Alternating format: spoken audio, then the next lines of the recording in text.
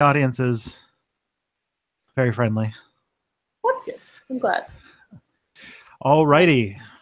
I think it's live now. So, Well, everybody who's here, I do see that it's Radish Times already in the chat room, ready to be part of the team. So, oh no. buddy, welcome to the November edition of Subscriber Appreciation Day. Usually it's on the last Sunday of every November, but I'm doing this thing next week where I'm turning 29, and so I'm going out on next Sunday. So I won't be able to do that. But luckily, my good friend Zentouro, It's not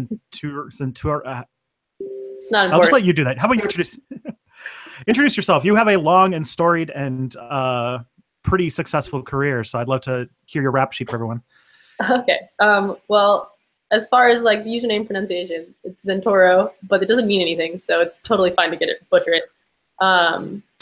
But my career primarily has been in video production. So I've worked for like CBS News and Vox Media, particularly The Verge and the science section there.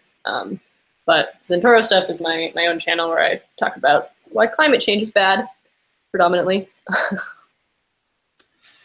And actually, that came up today in the most unlikely of circumstances, in the weirdest. Oh, I mean, all right. Today I went to a storied Canadian tradition, which is called the Santa Claus Parade. Oh wow. Which it's like the 113th one, and we were just sitting by the curb ready for all of the stuff to happen. And then I mentioned some offhand comment about how, because of climate change, like normally it would be snowing this time of year, like in the 90s when I was a kid, but it doesn't do that anymore. And someone was like, really? And I was like, yeah. And she's like, is that a good or a bad thing? And I'm like, well, kind of good for us, but bad for like the rest of the planet. Yeah, I feel like Canada's one of the few countries that it's kind of good for the economy. It is. It actually, that was kind of the official Stephen Harper policy before this, which was we're going to benefit because uninhabitable territory will become inhabitable, and we get the Northwest Passage for trading as long as we can, like, for somehow with our tiny country, make fend off Russian aggression in the Arctic or something. We have some great deluded delusions of grandeur in Canada about how much of the Arctic we are entitled to. Yeah, well, gotta fight off Russia's militarized bases up there. So, so you are. So let's like wrap up a few things. So, you're a journalist. You, like I said, you worked for The Verge, which was this tech thing. It's I always think of like The Verge and Motherboard as like the Marvel and DC of kind of millennial tech reporting. Fair. And you also, yeah, you have your own channel, which is pretty fun. It has a lot of stuff. I think I first found out that your work existed because your video for Project for Awesome popped up. Oh yeah. It was around the same zone that my video was, and I was watching those religiously. So yeah, I love Project. Sorry. I love Project for Awesome. I think that's coming up soon, isn't it? Yeah, I haven't edited my video yet, but I have shot part of it. I'm on the fence about it. Last year, I did felt good to do. I got a lot of negative response for doing the Southern Poverty Law Center at the end of 2016. Yeah, things were weird. It's a good one to do, though. I know. It wasn't like, I guess there's like a segment of the quote unquote hyper rational Islamophobes who really don't like the Southern Poverty Law Center. Yeah. I don't know why, but are because they considered two people hate group people for something. I honestly, it's a little bit beyond me. I'm not as well versed in it as I should be, but if it's Radish Time is still in the chat, she did Southern Poverty Law Center last year also. So it's a good organization. I love it. So I do think that the big thing that you're doing right now is you are currently a master's student. Yes. Doing an environmental science or environmental studies kind of, degree, yeah. Master's degree? Yeah, it's a master's in climate and society specifically. Climate and society, that's a good one. So it's a nice intersection of like the dynamics of climate change as well as how we will actually deal with it and like, what needs to be done about it. And are you at liberty to explain what kind of work you're trying to figure out? I mean, so in like my personal research that I'm working on, I'm kind of bouncing around between a couple professors because our primary research doesn't happen until the summer in this program. Right now I'm looking at like the carbon cycle and trying to square the math of the amount of emissions that we are putting in the atmosphere and how much of it's going into the oceans. I can get into the nitty gritty of, but it involves chemistry that I only barely understand. So, oh man, okay, so the carbon cycle. I'm trying to remember. I'm like going back to like environmental studies, like in like elementary school here. Right. I don't even know if there was. I guess there was a carbon cycle back then, but I don't think they taught us in all the cycles because that was before we took our oncoming apocalypse seriously. That's fair. I mean, it's not one that you like regularly. I don't remember really learning about it in any of like the intro science classes I took. It's basically like there is a natural carbon cycle when you take people out of the equation because carbon dioxide is really important to life on Earth, and how we maintain the balance of how much of it is in the atmosphere has been like a fairly understood and like researched science for a long time. But now it's more how much is this carbon that we're putting up there affecting everything. Yeah, it's like basically the building block behind all biological chemistry. But when you dig up sequestered carbon from hundreds of millions of years ago and release it, you upend balances in a really bad way. That is true. I know that I know I am going. That's like super. This is super simple stuff. I don't think that I have a large climate denial audience or that's so good stuff. But I was really shocked though when I found out that just this random like mom that we were sitting beside and was just like, the climate's changing? Is that's happening? And I was like, yeah, it's happening. And it's it's one thing like to not. I just never thought about someone who just didn't have an opinion on it, who had like never even heard about it. Yeah, I mean, I very predominantly believe that like while climate deniers are loud and obnoxious, the vast majority of people just don't think about or talk to other people about climate change at all. It's just like not a thing that's on their like in their day-to-day life. So, and by virtue of that, no one's really doing anything just because it's not on their radar. And that's like, there's so many more people like that than deny that climate change is happening, even though it is. So tell us some more about what you do on what kind of climate change stuff you talk about on the Zentouro channel to get people to click that sub button. Well, so I in the last couple of years I've been oscillating back and forth between like the the like more activist stuff, like work with these organizations and write into your Congress people about X, Y, and Z action that you can do, or covering when organizations arrange a bunch of kayaks to block an oil tanker kind of thing, and flipping back to the other side that's like explaining what exactly is happening in the climate. And I haven't really figured out what the right balance for that is because I am really personally interested in the actual dynamics of particularly the atmosphere and what's going on up there as well as the ocean. But that stuff doesn't really get watched very often because it's never timely because YouTube does not like to promote things that talk about long time scales. It's true. Yeah. And even today, even the most even people who are in maybe not in climate change activism, but who are believers will still kind of frame it as a problem for our kids and our grandkids or something like that. And it's like, no, it's like it's causing problem. It started causing problems like 30 years ago. Yeah, no, it's here and it's happening now. It's just perhaps not happening predominantly in the US. So people here or like English speaking countries don't notice it as much.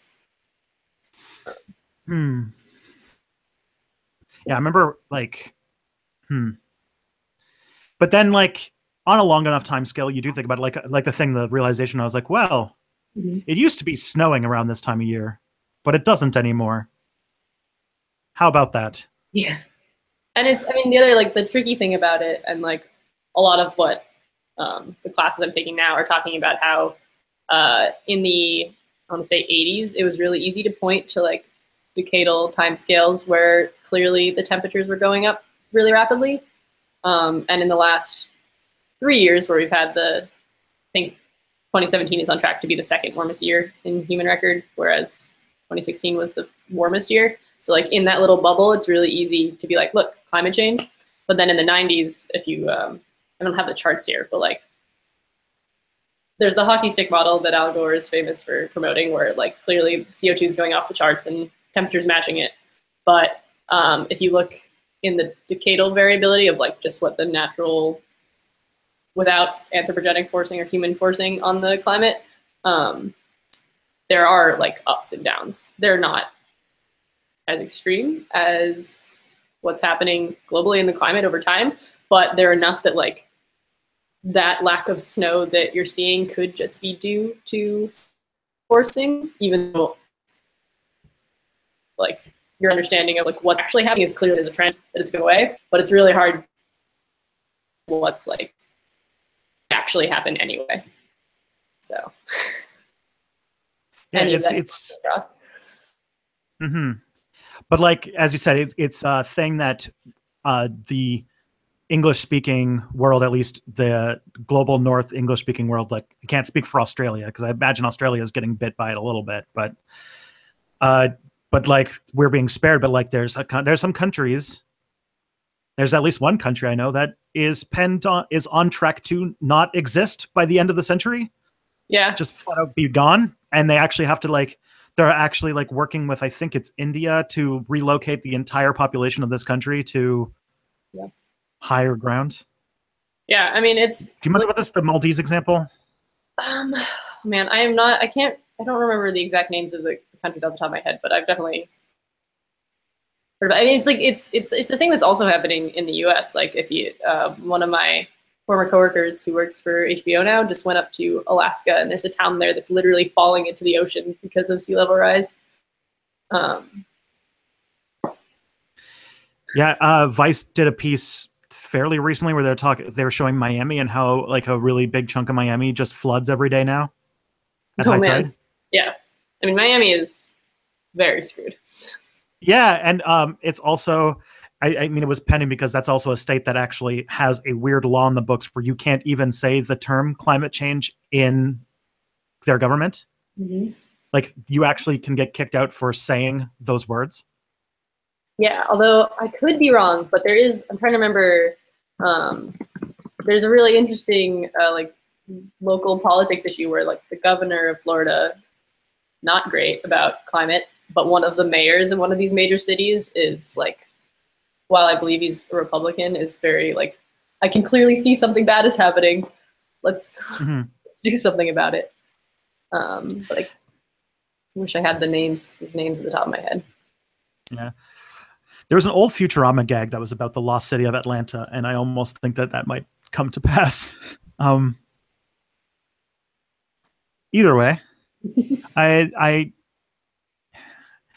so I imagine for solution proposing stuff, that's a big ask and a big thing. But I think that's what was that the focus. I'm just assuming that you probably saw the new Al Gore movie. I actually haven't. I haven't watched anything since I started this program. I'm very behind on every form of media. I forgot grad school. That happens. I have enough friends that were on like the interview circuit with him that I kind of picked up what was getting talked about. That's basically how I absorbed it as well. Yeah. So a lot of Elon Musk cheerleading. I know that. Is that in like the climate activist community, like in the, I don't know, like I imagine that he's a tad divisive in some cases.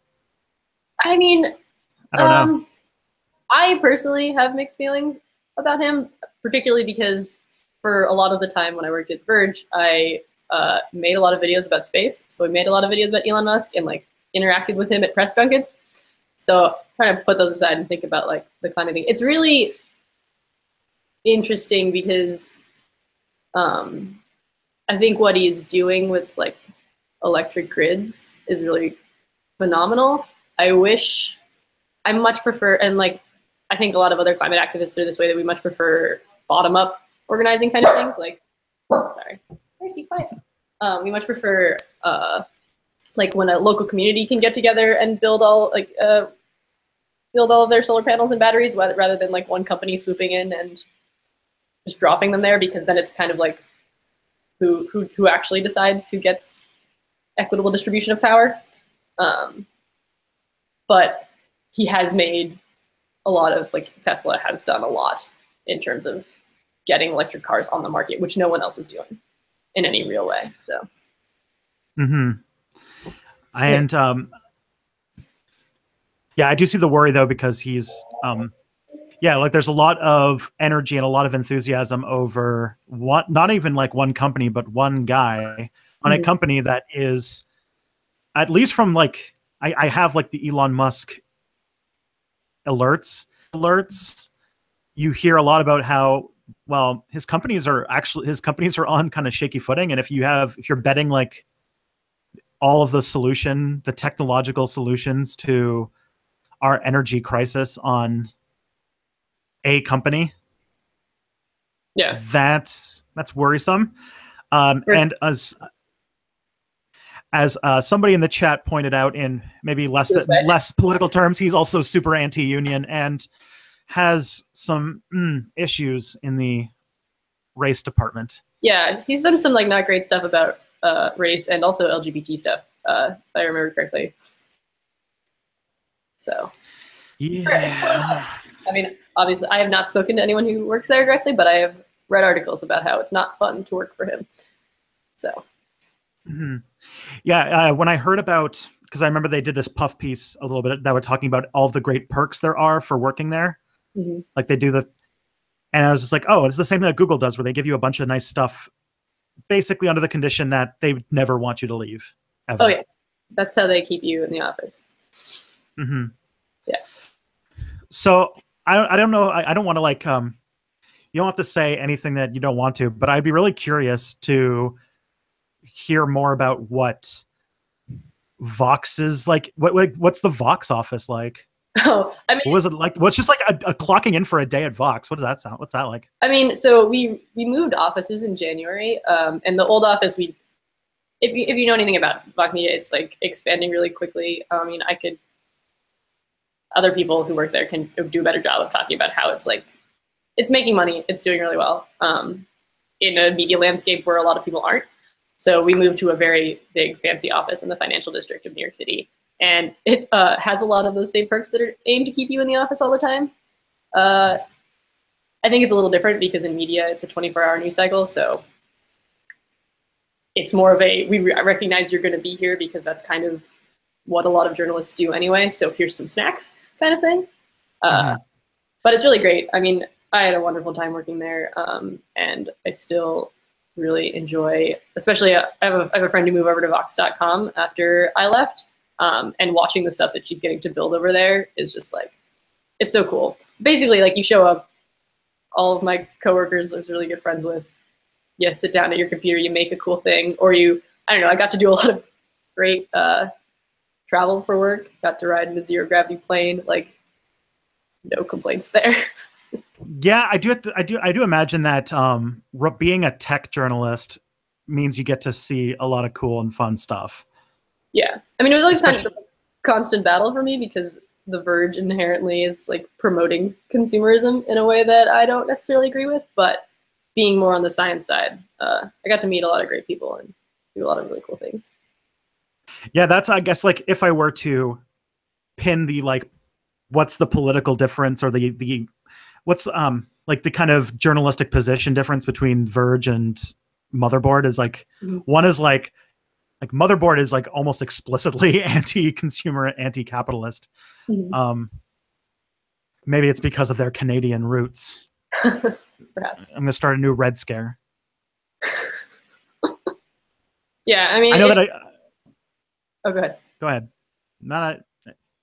I was just gonna say Guest that first. it's interesting because of Verge. The Verge is very much very vertical heavy, and that like when I make science stuff, like by my last year working there, I didn't have to go near a cell phone, which was great because as much as I appreciate that other people care about that, I don't.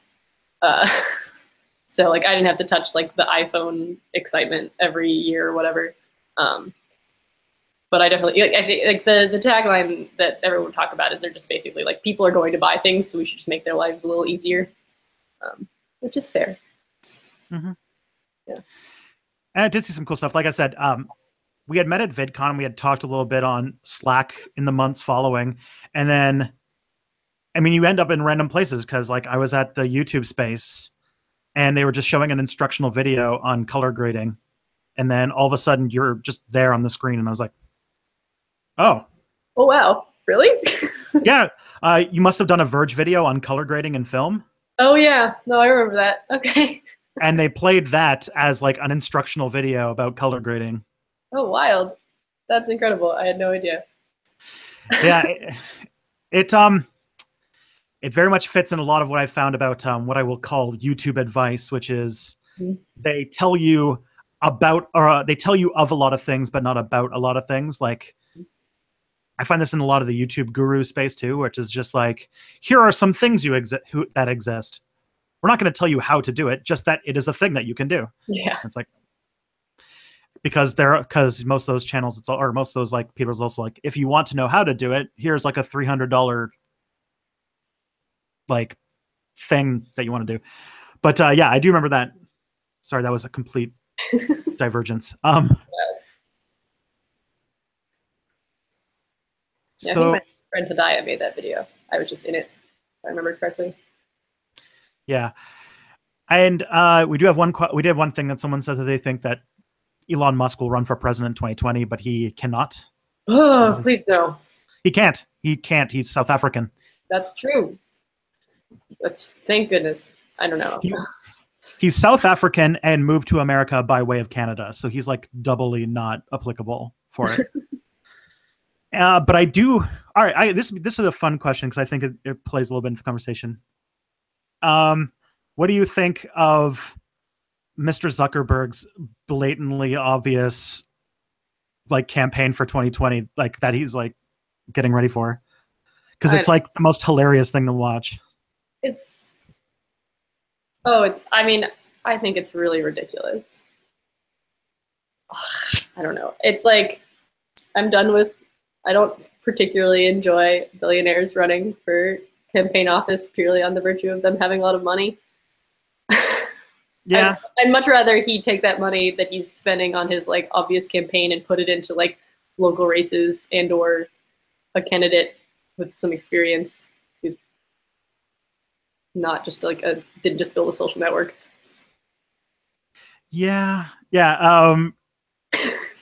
But there is like, I don't want him to be president. I really want him to run for president, because if what we've seen so far is in any way, purely as like a Canadian who watches American politics like it's like a sport, because the idea that like, first of all, his public renunciation of his atheism, just like he just like, look, it's an article in the news where it's just like, I just happen to have given up atheism. This is just, there's no reason that this personal decision is in the public in any way. And then his like tour of like of Iowa, for example, where he was like, I'm just a person who loves this food. And I want to see him try like the Iowa caucus. Like, what's that in the presidential race circuit, the big Iowa fair where they always have to eat gross food? I think it's just the Iowa State Fair. Probably. Don't you just want to see him just pretend to be a human for a little while? I would much rather if it was in a movie and not real life, though. Fair enough. I mean, I Like, would love for him I to just like, can appreciate the humor and like it'd be a great fanfic. I'd love to read that fanfic. I just don't like the political system of a country with such influence being so ridiculous. fair enough. Yeah. Yeah. Stuff's getting too real for that to be a case anymore. Yeah, I generally have very little humor in terms of American politics anymore. I don't know if I ever did, but it's all been sucked away. Yeah. Yeah. I mean, things have low, there's still like kind of a low impact to like primary season in a lot of cases, but yeah, it's still, now I'm just sad. Yeah, I'm sorry, but I'm also not sorry. It's okay. That's okay. I deserve that. I would imagine that if the same jokes were brought up about the stuff going on here, that I would be. Yeah, I mean, I can definitely appreciate how it's fun to watch from elsewhere, but I don't know. There are real consequences, and it's I don't know. Everything sucks. Yep. All right. So let's see if we got any. Are millennials killing the ability to make political comedy? No, no. Okay. Whatever. But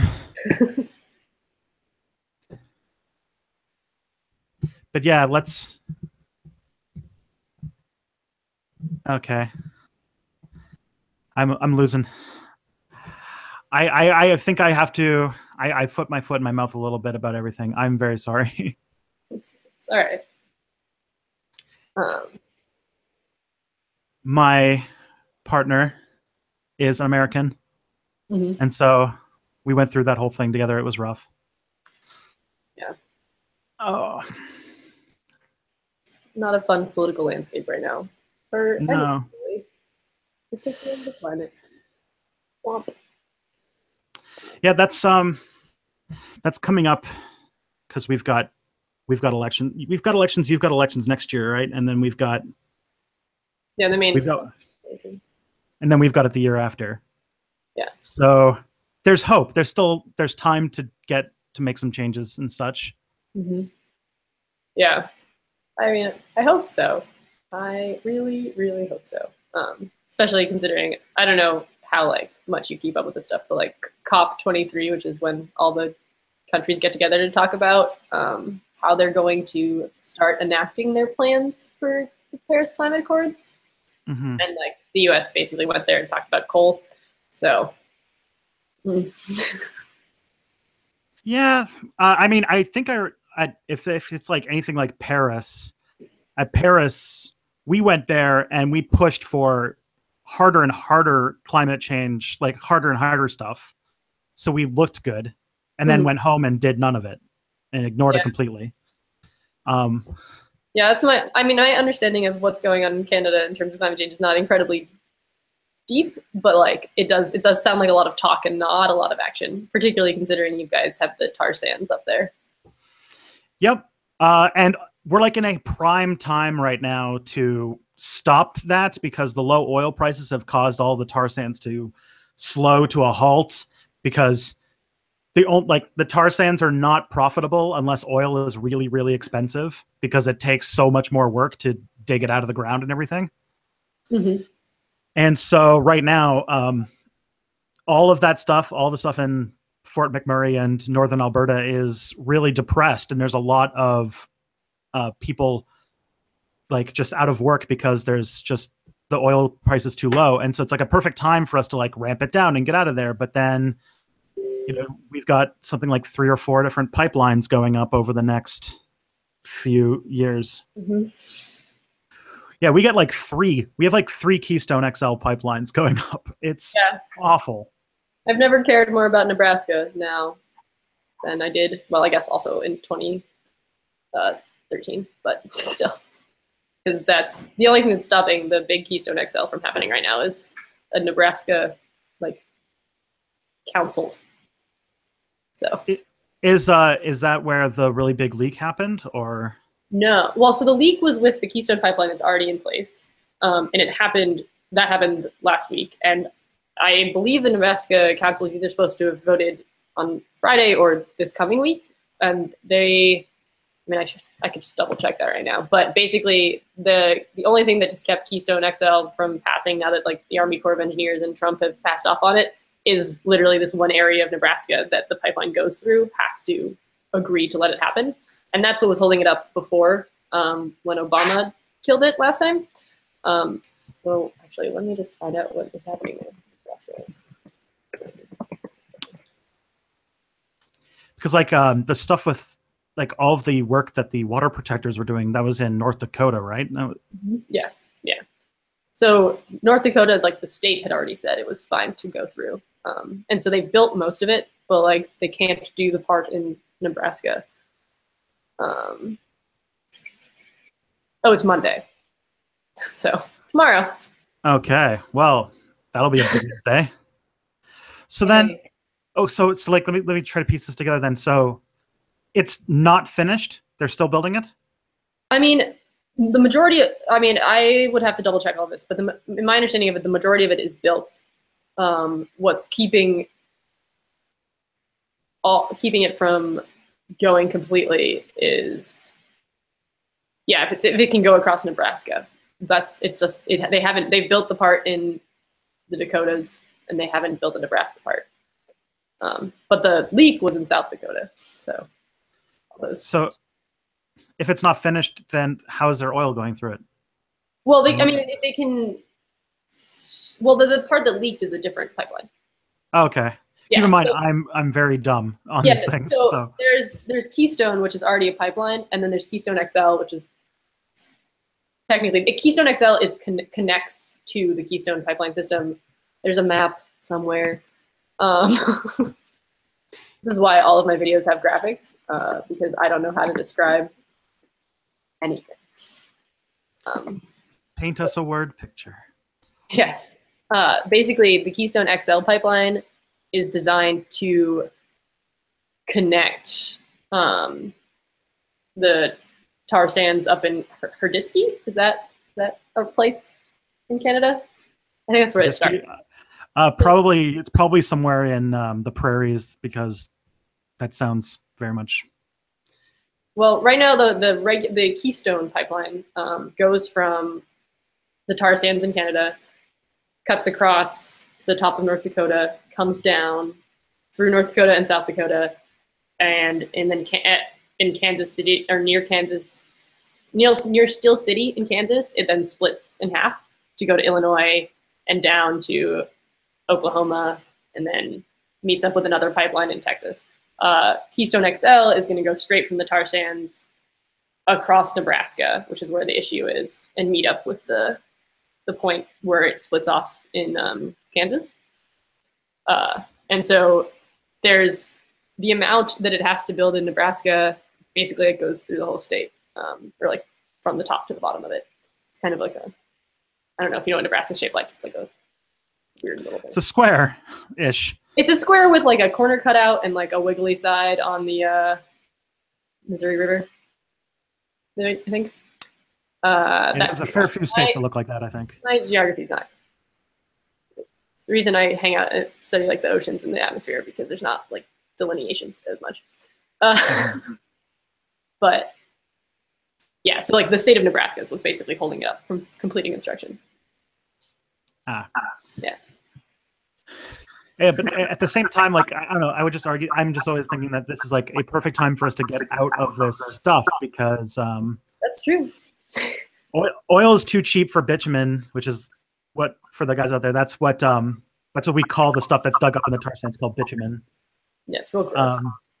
Yeah, it's like basically like almost like you're digging oil out of the ground. Yeah, and it like comes up like, if you Google pictures of bitumen, it's like people's hands with like what looks like the worst mud pie made of asphalt. Yeah. Yeah.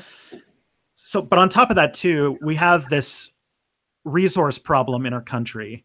So despite, I guess, like, I don't know, it's something about our country, but we have a lot of natural resources, and primary extraction is like our #1 thing.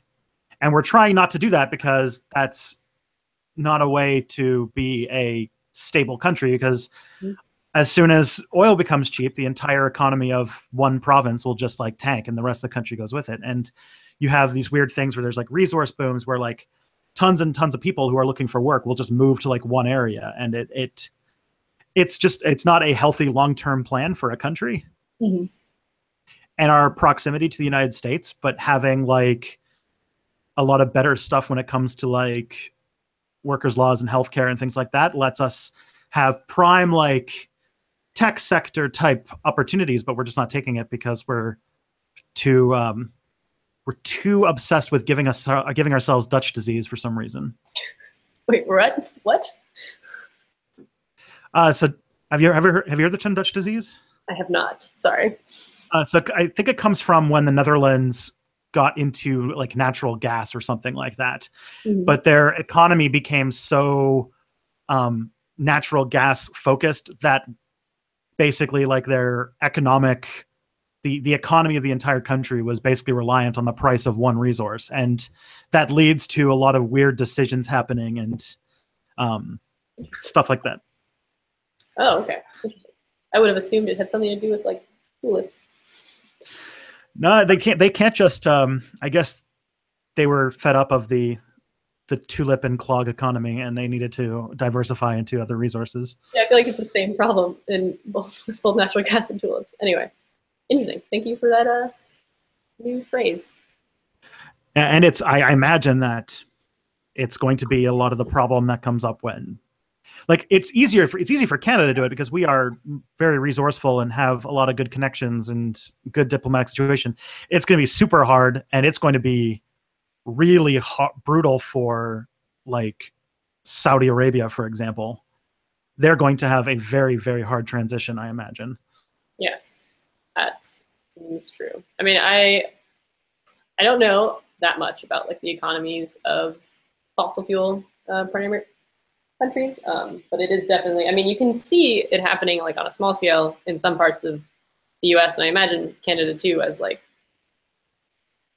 coal plants have gone under, like it has really devastated local communities, and it's definitely a thing that is hard to square with, like you're gonna, like some people's lives are gonna get really hurt moving away from a fossil fuel economy, which sucks, but it'll save a lot more lives.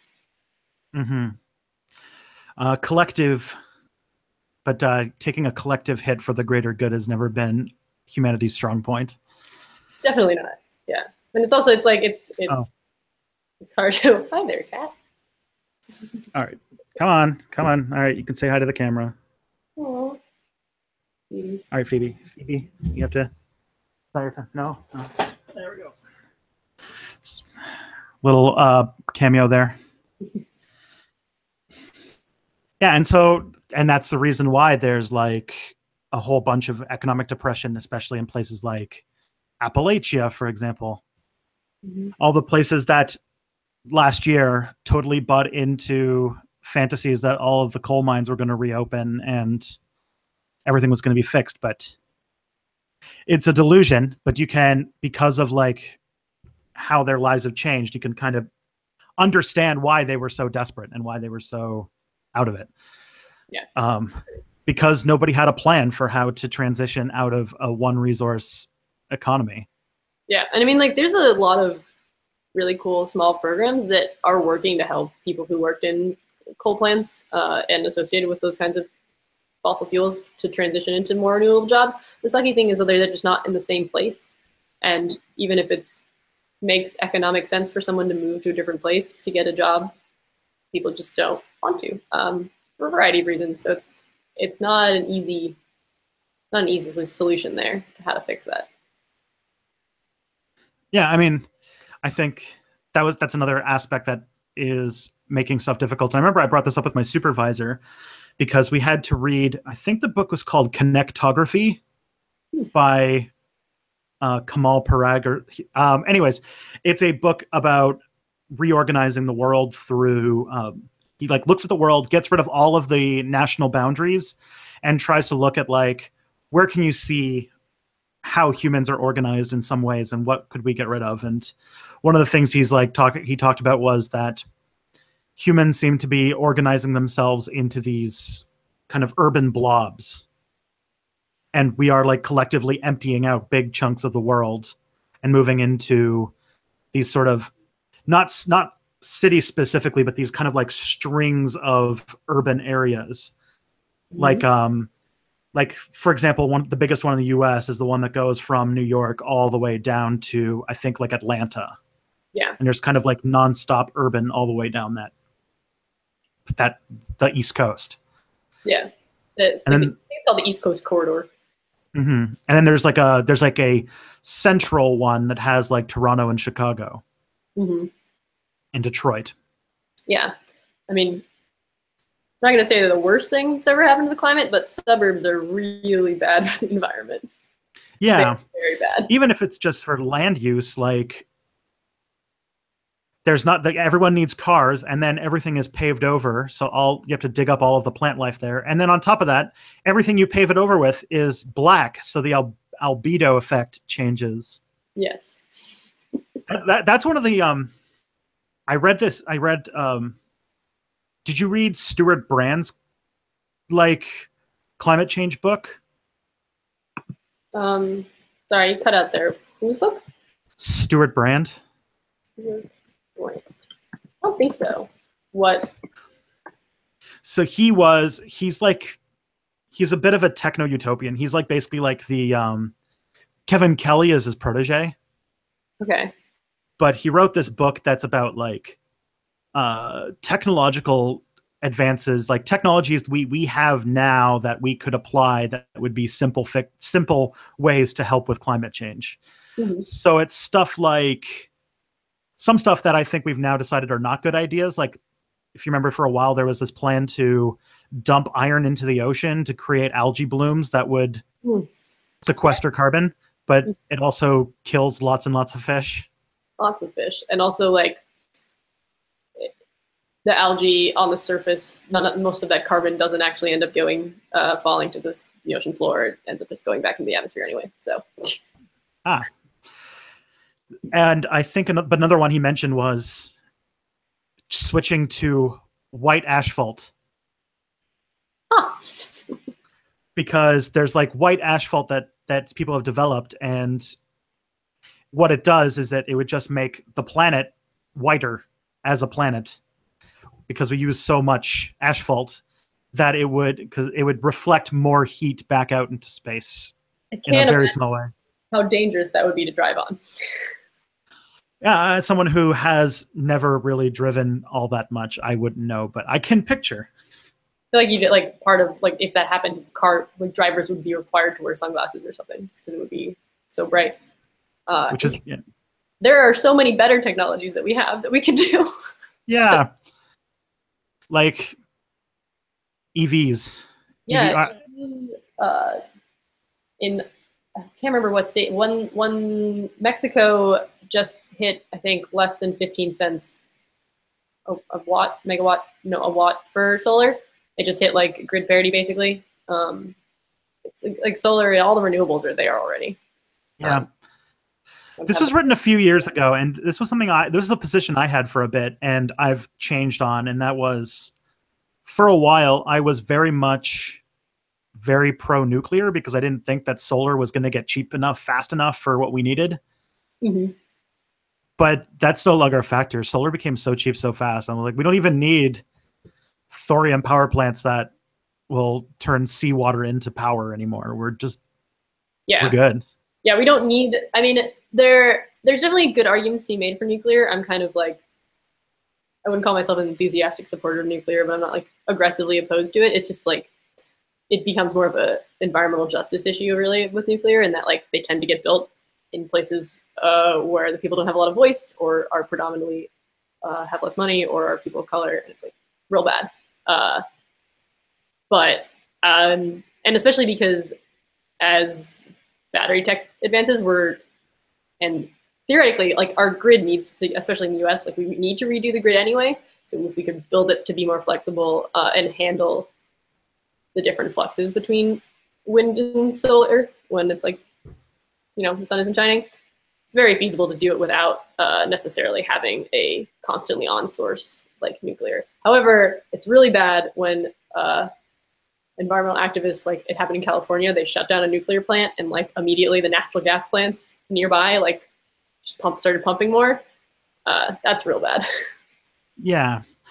So like it's, I mean, the thing about nuclear power plants though is that if you want to build a new one right now, they take so long to build that hopefully by the time they'd be built, we would have something better by now. I mean, they're still expensive too. They're very expensive. But the thorium plants, the ones that they're talking about, they're interesting because they're not like the uranium things. Yeah. They use a less radioactive mineral that's found pretty much everywhere where we're digging for stuff to make smartphones anyway. And they use a fuel that like the fuel's liquid when it is generating power. And so there's no meltdowns. Like if it melts down, it just goes into like a little underground pit and it just stays there. Yeah. I mean, there's definitely a lot of really fascinating, interesting work being done in nuclear power research. That's for sure. But like, as I said, the improvements that solar, especially solar, wind has, I think, also had some pretty big breakthroughs relatively recently, but nothing like solar, it seems. Yeah, I mean, well, I mean, in that wind, when it kind of started, was already pretty good. And like, I mean, Texas gets so much energy from wind. Like, the wind technology has been there and is still there, so it hasn't improved as much as solar. Like, solar went from being incredibly expensive and not that efficient to being pretty cheap and more efficient, but still not incredibly efficient considering how much energy pumps out of the sun and how much we can actually use. But like, wind has always kind of been there. We just haven't been using it as much. Or it's one of those interesting things that like just gets built because it makes economic sense and no one really notices until it's a main factor in your grid. Yeah, that happened. That happened in like the kind of place where my like mom's family is in Saskatchewan, which is like just north of North Dakota. And when I was a kid there, it is like the flattest province you could possibly imagine. And it's entirely a province dedicated to the growing and distribution of wheat and potash. But then I came back as an adult, and every single farmer now has some company came and bought a corner of their lands, and now it's just, as far as you can see, wind turbines. Awesome. And it's like, Saskatchewan's a weird province, but it's not exactly like, the Portland, they're not like hipstery progressives or anything like that. It's just, they just got bought out. Yeah, I mean, I think that's like the argument for renewables that's most successful in most places is that it economically makes sense, and as it becomes cheaper, it's. I mean, I've spent a lot of time listening to people tell me how you're supposed to talk to climate deniers, and everyone always says like, talk to them about the economics of it, and more so than ever, they make sense. That's how you can build all those kinds of things. Yeah, now it's not. Now transitioning isn't an economic thing. It is a purely political thing at this moment. Yeah, which sucks because it's like a thing that we definitely have to do because there are so many papers coming out every year, which is like, we have 3 years left to figure this out, 2 years left. Like, we are really screwed before we get to a territory where we don't really know what's going to happen. Yep, I remember I read Earth, and that book by, I think it's Bill McKibben's book, The Earth with 2 A's, and that was the one where I remembered I spent a lot of time really sad in a basement after reading that book, because the thesis of that book is that we already passed the point of doing permanent damage. Like, there is no going back to the way things were. It's just, we're done. We've done permanent damage. Like, the coastlines are not going, like, the sea level is not going to decrease in any of our lifetimes or our children's lifetimes or anything like that. Like, that's not going to go back down. Yeah, he basically, his thesis was, we secured a minor apocalypse already. We just have to find out whether it's going to be a major one or not. And he proposed a lot of things which some are harder pills to swallow, especially for the lifestyle that especially, like, I imagine that both of us have in some capacity. Like he envisioned a future where high enough speed internet will basically negate any need to ever travel, and that nobody will ever fly anymore. Yeah. I mean, there's a pretty, I don't know if large, but there's a pretty vocal contingent of environmentalists that are very much like, especially people in the US and other countries with large carbon footprints should not fly at all anymore. I mean, it's, you could live a completely zero waste lifestyle and not drive your car ever and not eat meat and only eat food you like grow on your staircase. And if you fly, your carbon footprint will be larger than like anyone in the entirety of, well, your carbon footprint will still be massive. Like not even to compare, it'll be far outsized what your impact should be. Do you see a future for what we can do about that? Have you read anything about that? I don't know enough about the engineering of it to like figure out if electric planes are even possible. And it's definitely something that I like morally struggle with because I mean, especially my old job, I had to fly all the time for work. I always felt really guilty about it. And carbon offsets are like a kind of a lie we tell ourselves because we're still putting the carbon up there, and we need to be getting zero and less than zero emissions. So like, but I also am very much of the opinion that we're never going to get everyone on board if we demand they completely change their lifestyle when we can't even get our own governments to like actually take action in reducing emissions that wouldn't affect everyone. Like, well, they would affect everyone generally, but like putting a carbon tax and stuff like that wouldn't require individuals to make dramatic lifestyle changes, which we know are super hard to get people to do. Mm-hmm. So. Yeah, I think there is a solar airplane, but none of them are bigger than like 2-seaters. That's, yeah, like get it to like a point where you could like actually travel on it. Yeah, yeah, that's the problem at the moment. Although it's at least something that I know people are working on in some capacity. But solar panels require space, and batteries are heavy, and neither of those are conducive to airplanes in a big way. No, for sure. It's definitely something that I do not have the answer to. And like a lot of people I know, their answer is I don't fly anymore. Yeah. That's like that's a bold move. It's like whenever I meet vegans and I'm just like, you are morally superior to me. Yeah, I admit this. Like it's probably the biggest area where I don't practice what I preach. I mean, I try to not fly as much as I can, but like I still fly. Like I'm gonna go to VidCon next summer. Like, yeah, and I mean, I gotta go to Chicago in a few weeks to go see the in-laws for the holidays, and here we are. Fortunately, I can take the train to go back to my parents' house, which is wonderful. Trains are great. I love trains. Yes, I do love trains too. Yeah, we've got quite an. I like our train system we got here. It's expensive, but not like Amtrak expensive. But it's still. It's painful how expensive Amtrak is. It should not be as expensive as it is. Yeah, I have this commute that I have to make maybe once or twice a month, and it's like it's fairly close deciding between Greyhounds or trains. Like it's less than $100 deciding between those. Man, I have so many nightmares of being like stuck in a Greyhound bus terminal that I will never do that again. I think the Greyhound staff know me by name now. I don't know if I could ever do. I did like one Greyhound trip ever where I did like a multi-day affair. I don't know if I'd ever want to do that again, but this is like a 4-hour thing.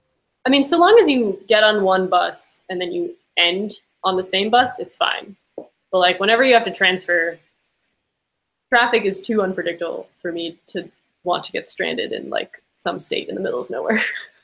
Yeah. This commute drives on a highway that is known. I think it's actually like considered the most, I think like the least desirable highway in North America to drive on or something like that. It's considered like the worst highway in North America because it's like Wild. yeah, it's like this one highway that goes through basically all of the highest density populated parts of the country that live all within like I want to say something like I'm trying to convert the kilometers here. Something like 63, 60, maybe like 80 miles. Like That's terrible. It's about like a 150-kilometer stretch that has, I think, if not, if like approaching a third of the population of the country. Wow. Yeah, I mean, most of Canada's population is like pretty densely packed down by the border, right? Yes, yeah, like something like 90% of the country lives within 100 kilometers. I think that's 60 miles. I don't know miles. I'm sorry. I can understand kilometers and stuff from the science side, but I can't do the conversion in my head. Like I can conceptualize it, but I couldn't be like, this is how many miles it is. Mm-hmm. So about 100 kilometers from the border, but also we have two big cities, and those two big cities have a really high percentage of the population as well, which like I'm in Toronto, and Toronto has about 3.1 million people, and the country has 37 million people in it. And then the metro area has even more people. And then the other blob would be Montreal, which has a good chunk of people as well. Yeah.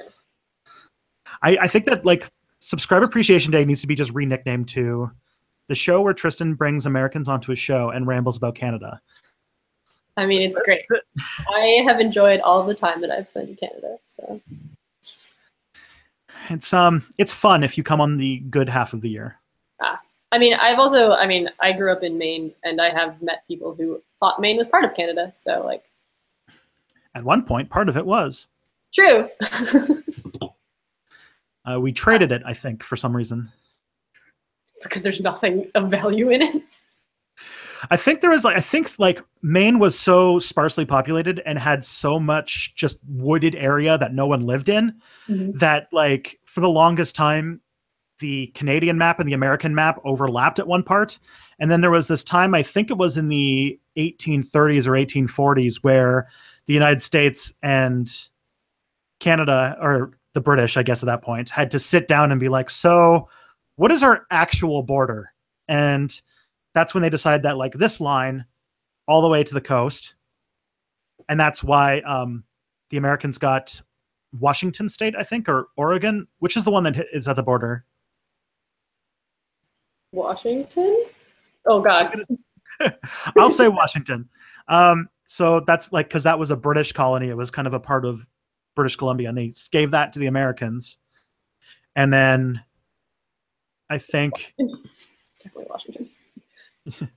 And then part of Canada in Maine went to the U.S. as well. And then we decided like, but then it basically what it did was, and this is horrible, by the way, is it was basically the two countries partitioning the West at that point.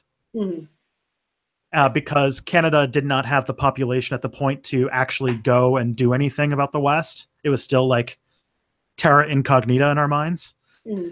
And so, but the Americans were like expanding super fast out there. And so we were like, we had to make a line to be like, all right, this part you have to give to us.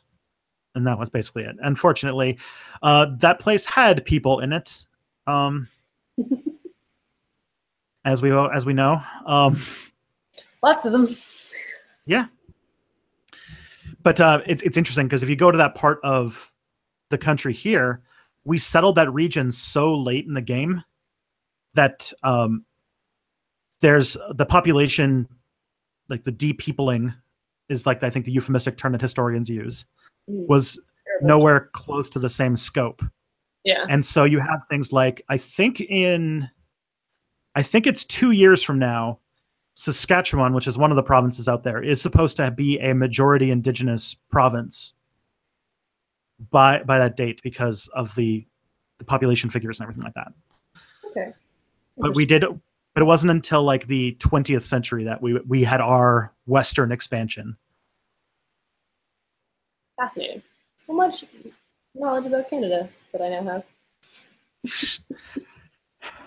Well, you taught me so much about how the Keystone XL pipeline works and about how energy is rough.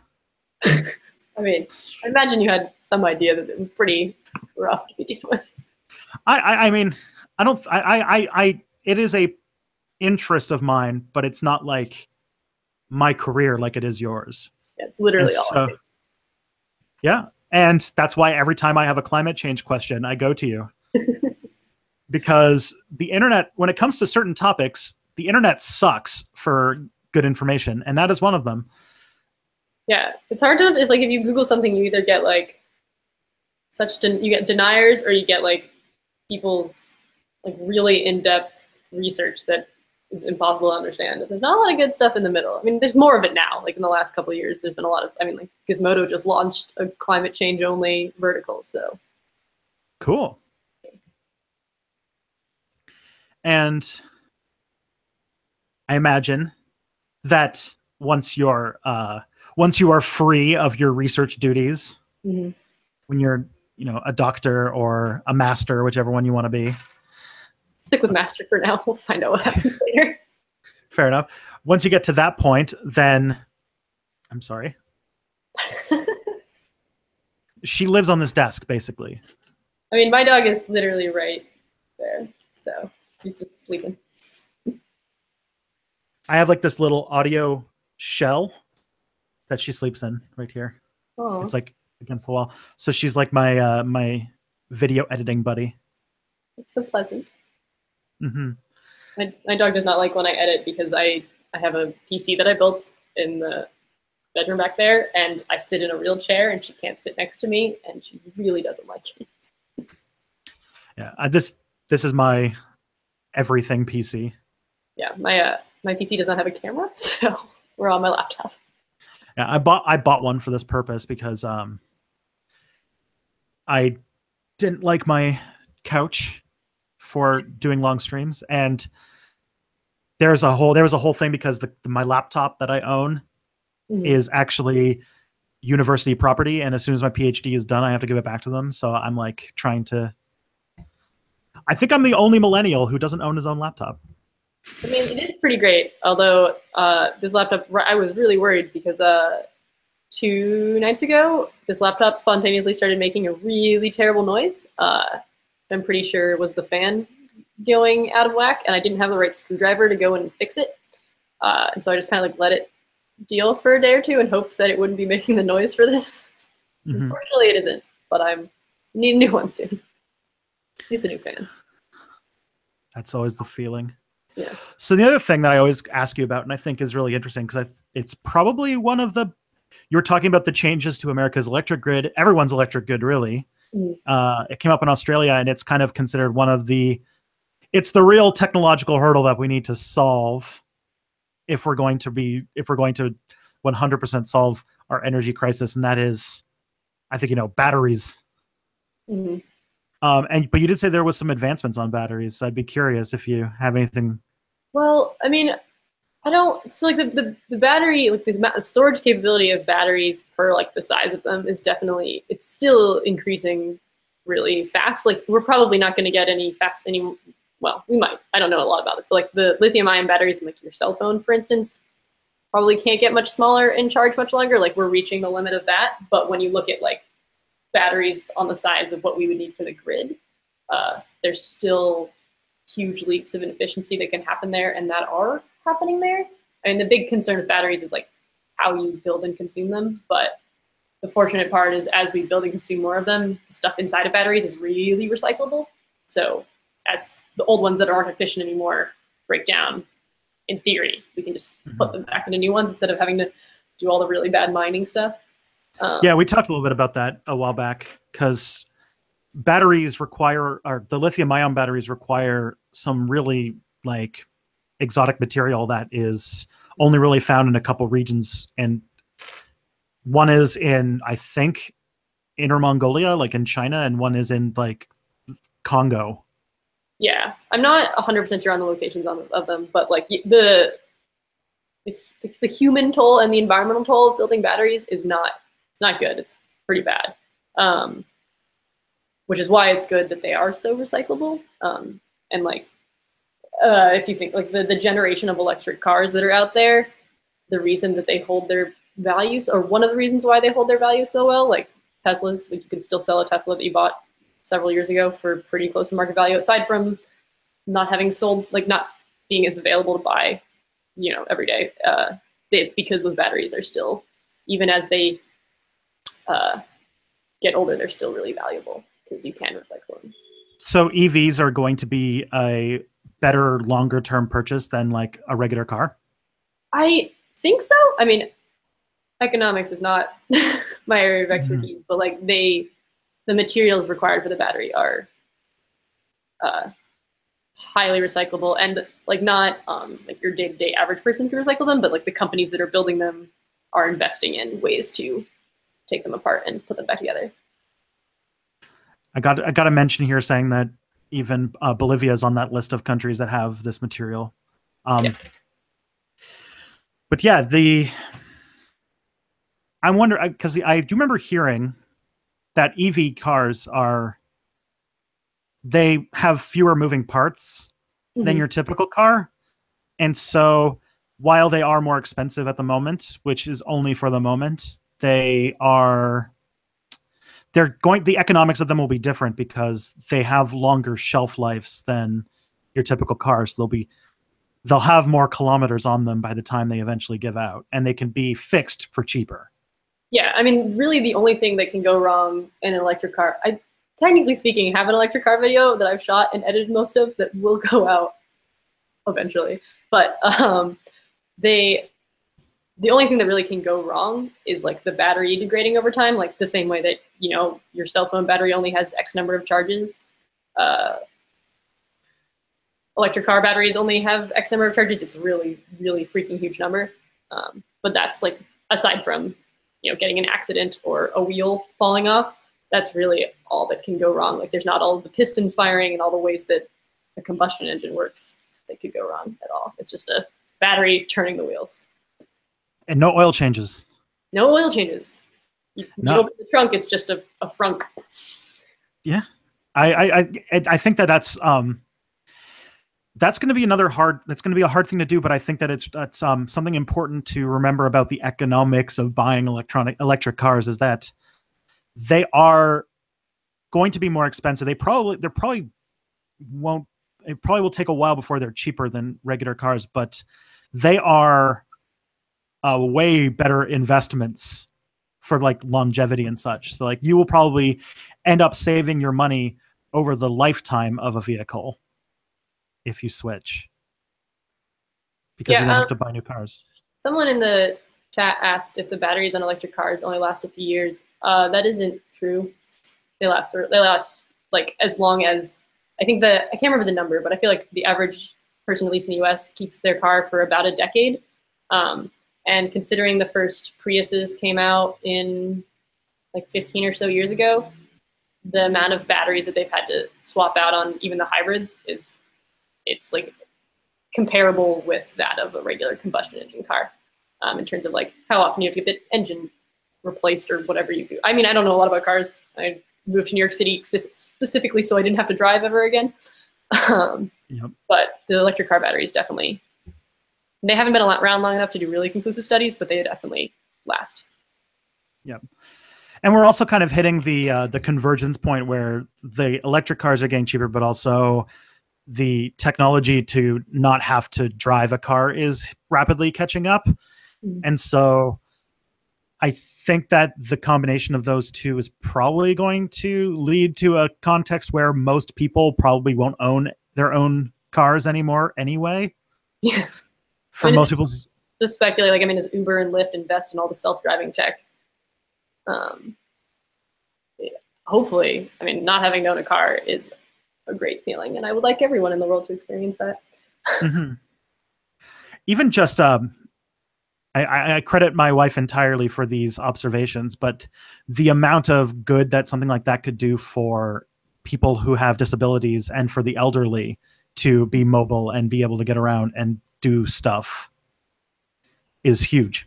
Yeah. I mean, and like I have ridden in a self-driving Tesla or like autopilot Tesla. That stuff it's getting good, and it's also terrible. It's like, it's freakish how fast it has become usable. Like, to sit in the front seat of it and not touch anything and be like, wow, like driving out of New York City is normally terrible, but you can put on the like autopilot speed control and you just steer and it will start and stop at the appropriate speed in traffic, so you don't have to worry about like slamming on your brake when someone in front of you stops too soon. It's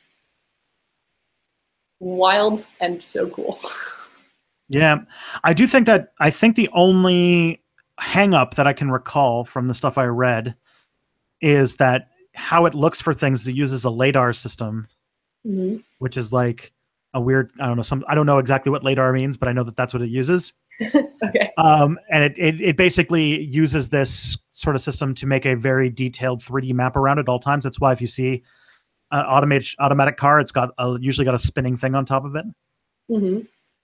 That is, it's generating a 3D image of its proximity at all times. And I think the only thing that's holding up the technology from being street legal, or street legal is a whole battle in itself, but being able to be like the everyday car at the moment, is that that system breaks down in rain and snow.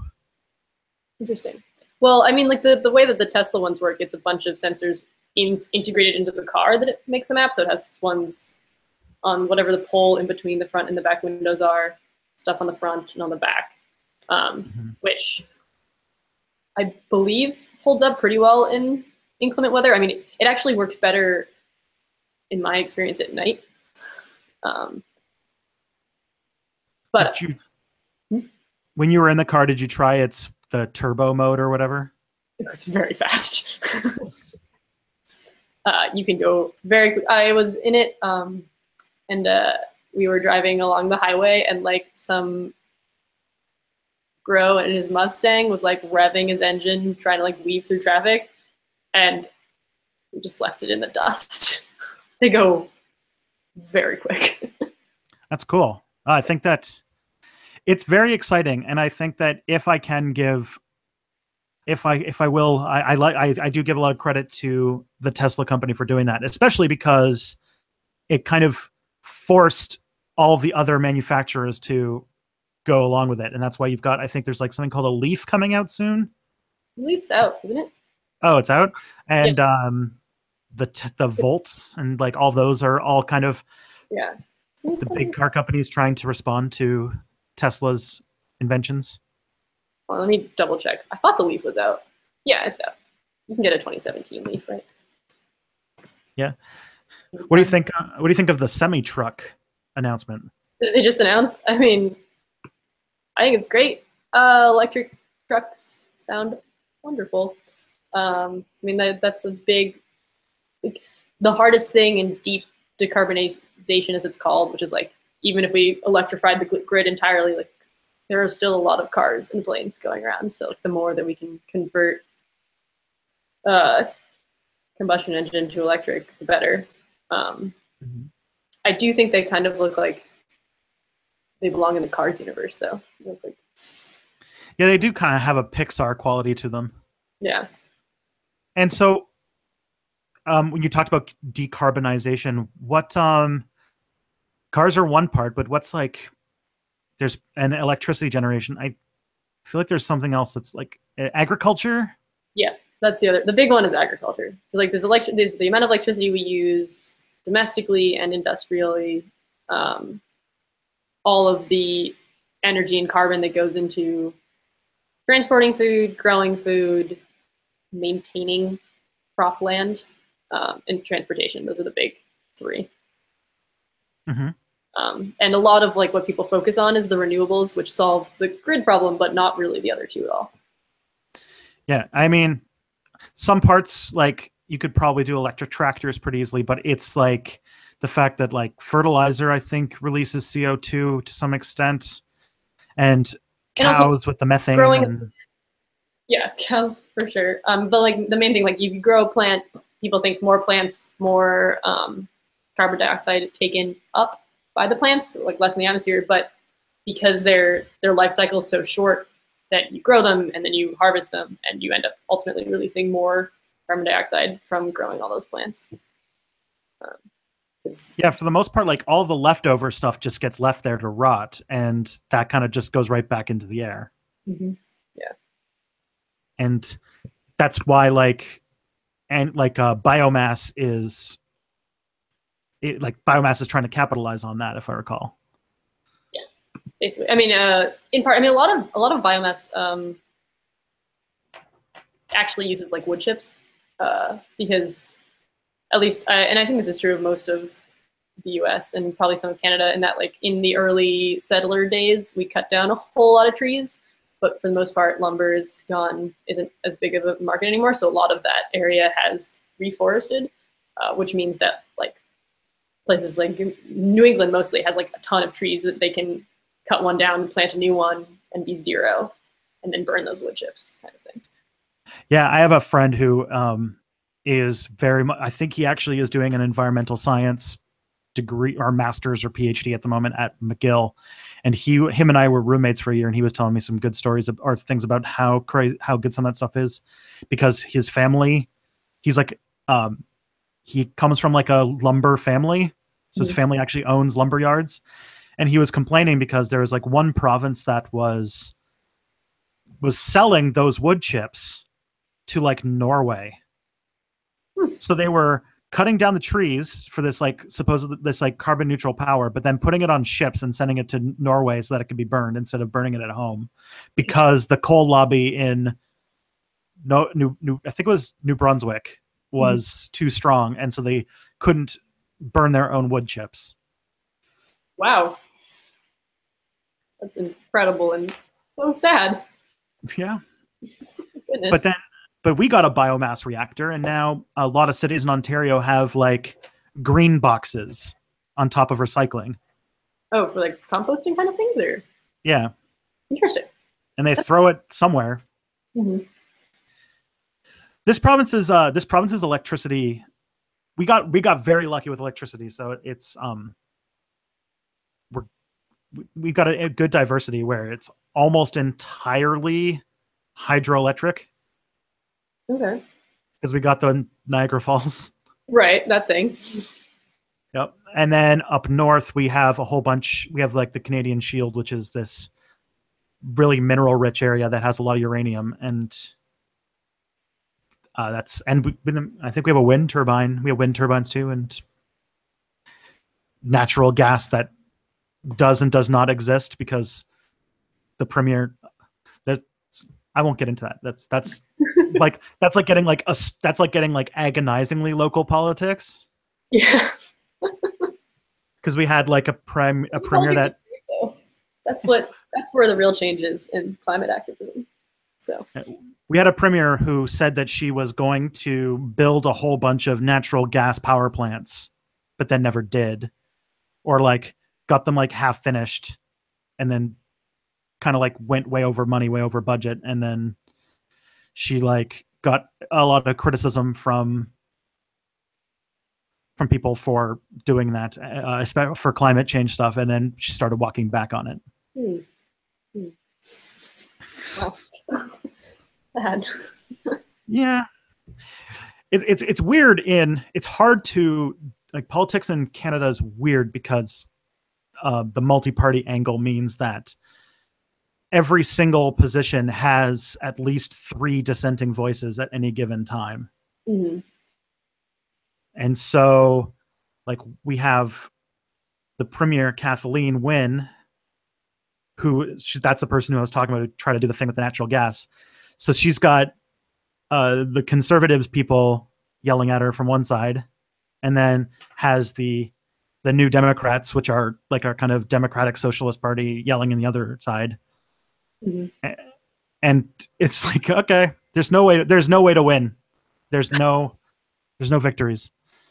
Alas, that's unfortunate. It's a real shame how politicized climate stuff has gotten, when it, like, I understand why it is, but I also don't get it. Like it's good for everybody in the most part, except for the people with all the money behind oil. But like whatever.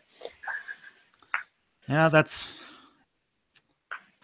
I think that the climate justice thing makes a lot of sense. That like there is I think I've thought about like there is a moral lesson that if we're going to like tell the story about what climate change meant for our species, there is a lesson about distribution of resources and about our relationship with our economy and growth and all that kind of stuff that we need to learn. And sometimes when I hear about the people who are going for like the sci-fi tech solutions, they're like dedicated to just not learning that lesson. Like I'm sure you have you've rolled your eyes at things like the nuclear option for climate change.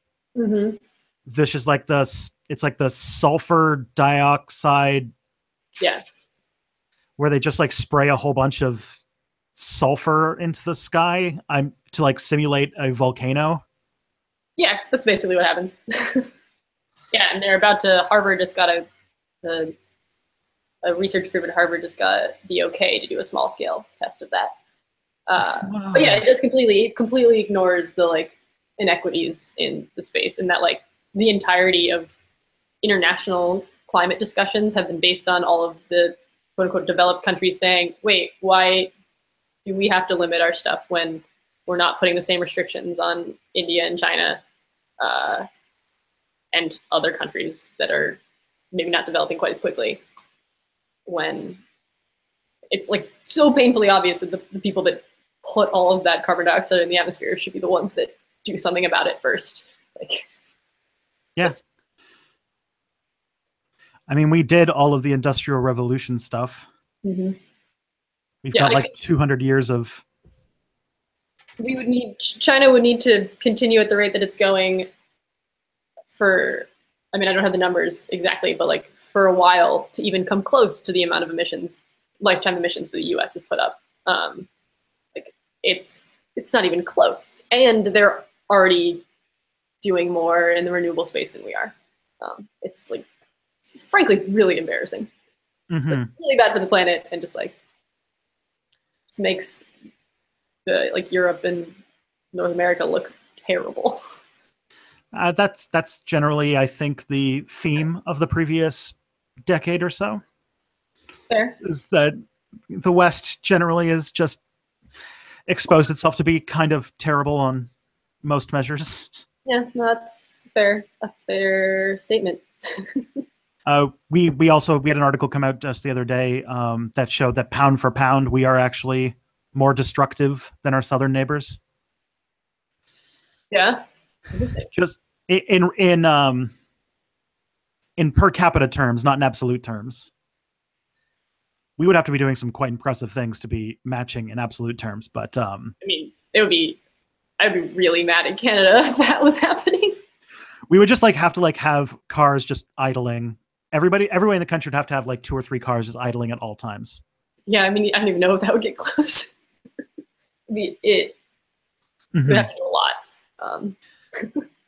But like, I mean, you can partially write it off as the fact that we live in a colder climate, but where there's this whole thing, and I don't think this will surprise you, that we ride on this like relative American comparison to give ourselves permission to do horrible things.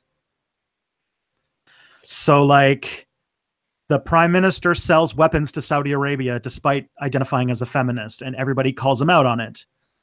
The answer to respond to that is, well, he's not Trump. And it's like, technically you're correct.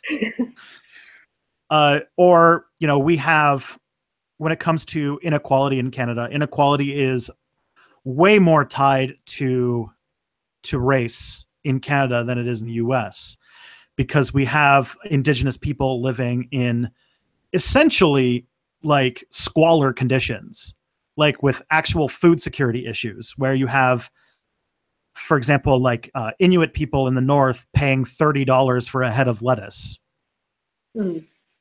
and you have like literal places where you can't, like for years they haven't been able to drink their own water, so they've had to boil all of their water to drink. And like there's serious inequalities in the way that we treat our indigenous people.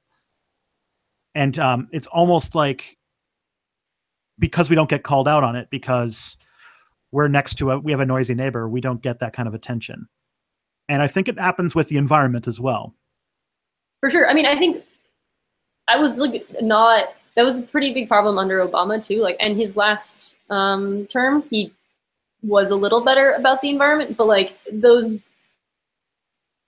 he did not do that much, particularly in his first 4 years at all, to address the inequalities in terms of both like race and economic inequality in the climate justice space. Like, I mean, there's a reason that Flint happened and is happening still, and the like countless other places around the US where like the drinking water is not drinkable. The NRDC, I think a couple years ago now, released a map of where you can look, or the National Resource Defense Council, that's what the NRDC stands for, released a map of like all of the places around the US where you can't drink the water, which for a long time was like one of the best infrastructure things that the US had done, is that like you could drink water almost anywhere.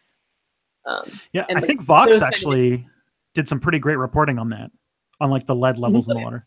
Oh yeah, for sure. They did a lot of great stuff about Flint, but it's and a couple other places, but it is so much more pervasive, I think, than most people realize. And there are lots of other parallels to the water quality things. Like there are parts of the country where like things just can't grow in the land because of all the chemical dumping, and people are living in those spaces, but they can't sell their homes because no one wants to live in a toxic waste dump. But so they have to live there, and they're basically trapped, because like you can't get the money to buy a house somewhere else if you can't sell your house that no one wants to buy because it's classified as a Superfund site, but the EPA doesn't do anything there. Yeah. And like that stuff with lead is that it causes neurological problems that are not overt. Like it's not something you'll end up in the hospital for example. Yeah. But it inhibits development, especially on like growing people's brains, and they end up just not like I think like the example was like when Americans got rid of lead in the water in a big way, the average IQ of the country increased by like something like 6 or 7 points just in like 10 years. Yeah.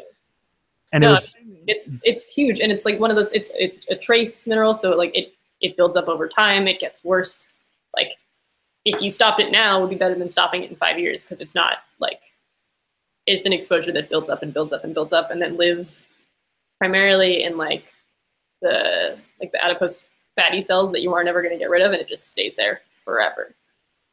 So, oh man, it's not real bad. Yeah, and I can't. I'm trying to think what. I'm trying to remember what the problem was in some of the water that happens in these reserves in Northern Ontario, but it's water's like one of the most basic things that you have to get down. If you can't do that, water and like air quality, which is still like a lot has been done about that. Like you can look around in a lot of major cities in the US now in the ways you can't, but like that is really where the inequality is most obvious. And if you look at where natural gas plants are mainly, and if you look at where coal plants are mainly, is they're not in the wealthy white places. They are in places that are predominantly people of color and predominantly lower economic status. Yeah, we get to think that we have moral superiority because our people of color that we marginalize, we keep in rural areas, and so we don't see them. Mm-hmm. And they've become really invisible, and that's why like this is probably why I talk about Vice so much. Is like Vice is like the one big journalistic organization in this country that's actually like really getting out there and telling these stories and dropping people into those regions and telling that stuff, because the CBC is not going to do it. Mm. The CBC has to make sure that Ottawa doesn't cut their budget, so they're not going to criticize federal policy for Indigenous Canadians. I mean, it's a real problem. And I mean, it is like, yeah, like the more indie, I mean, I guess Vice isn't really indie anymore, but like having the financial means to cover the longer term stories, because it's not, you know, you can't really cover that in a 15-minute soundbite. It requires pretty investigative on the scene reporting. And a lot of these places, some of them, not all of them, some of them are a little bit more rural, but some are not. But I don't, that, oh man, that sounded almost like a Trump sentence there. But some are, but some aren't, but some are. But when it comes to like local reporting is taking such a hit right now that a lot of those local papers are shutting down, and there's no resources to send people to test a water story, for example. Yeah. I mean, I really appreciate what ProPublica is doing, and that they are working really hard to partner with local news outlets and report those in depth, which is freaking great. Because that's where like the actual stories happen. I mean, everything happens locally, and it's so often ignored, but it's like that is where that's where you will get flexible grids, and that's where we'll get solar panels and wind, and that's where we will get investigative journalism that actually matters. Not these like big national global scale things. Yeah, it's true. I think that there's some hope in some of those. Like, I think what's the latest story? Like, there's like the small group of people that are who are making their own internet service provider because they didn't want the monopoly. That's awesome. And the state fought them on it because, like, I think it was Comcast or something had made the state pass a law saying that they were the only people who could be there. And then the local community actually fought them on it and won. And now they're like actually building this like local internet service provider. And I was like, oh, that's what we need. How do we do that? That sounds great. I do not like my internet service provider at all. So I imagine that you could get New Yorkers on board for something like that. I mean, probably. I think, yeah, no, that's, the options here are not great. So yeah, and problems with that are even exacerbated here too, because lots of space, not a lot of people. So yeah, for sure. I mean, my parents in Maine have terrible internet. It's really, really bad. So. Yeah, do you remember seeing that? Like, this is like how bubbled that I think I can feel is like, there are some parts of, I think, both of our countries where there is shockingly low internet penetration. Like, I think there's something like, when I found out, I think it's Tennessee or something that had about 72% internet penetration. Wow. And I was like, 70, like, okay, so like 28% of people in Tennessee, over a quarter, don't have internet in their home. And like, that's rough. Yeah. I mean, it is the good thing about like mobile LTE services is they are expanding faster than wired internet connections can, but they're not that fast yet. So yeah, and those are coming slowly and surely. I actually got the news was fairly recently. We just now, like in the last couple months, got the country's first unlimited data plan came on the market, which didn't exist before. Wow. Wow. I haven't bought it yet, but it's there.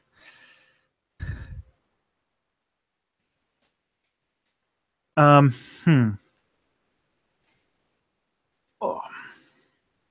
Well, I don't want to keep going if we're getting a little.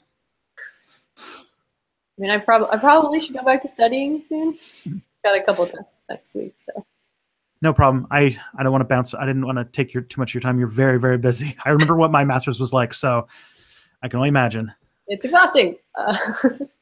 I honestly think that the master's program at any given university is designed to really, like, it's like a crucible. And it's like, if you can survive this, then you can do a PhD. And I think that there's actually like some sort of gatekeeping aspect to it, because I find that the master's programs are so condensed and so much harder than your PhD programs. A PhD program, you at least have breathing space.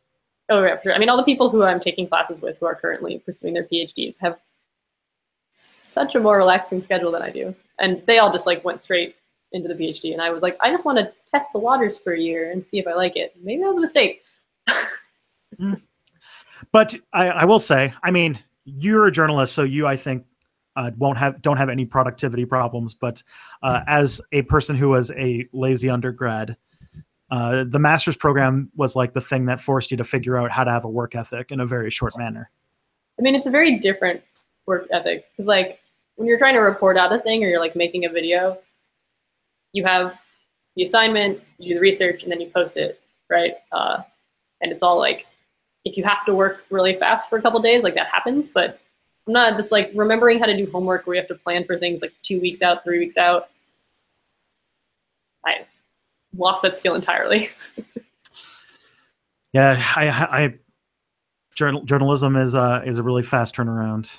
Yeah, I'm good at that. Like when we have an assignment, and it's like due the next day, like no problem. I'm the most relaxed. But now that we're like in the finals time, when I like study for a thing that's several weeks away, like it's hard. Yeah. I will say that master's is worth doing. There's some. I don't want to like disparage the thing. It's one of those things that, and I know this will. I can say this with hindsight. So Miriam, you can feel free to say horrible things about me for saying this, but it's one of those things that is terrible in the moment, but you feel really happy that you did it afterwards. Oh, I'm so excited to have done it. I mean, I'm also like, I am learning a lot, and perhaps most usefully, having people who have studied this for a long time telling me all the papers I should read, which I then can like internalize and then report on or use later in future things. So like, it's definitely worth it. It's just, I wish I was sleeping more. Fair enough. Listen to Ariana. She wants to sleep. Exactly. Okay. So then I will let you go. I do want to say thank you so much, and please pitch all of the stuff you're doing before we say goodbye to everybody. I mean, primarily the only thing that I do, and I do it very occasionally now, is make videos about environmental science and climate change on my YouTube channel, Zentouro, which is spelled Zentouro. Probably if you Google it, I'm the only one that's going to show up.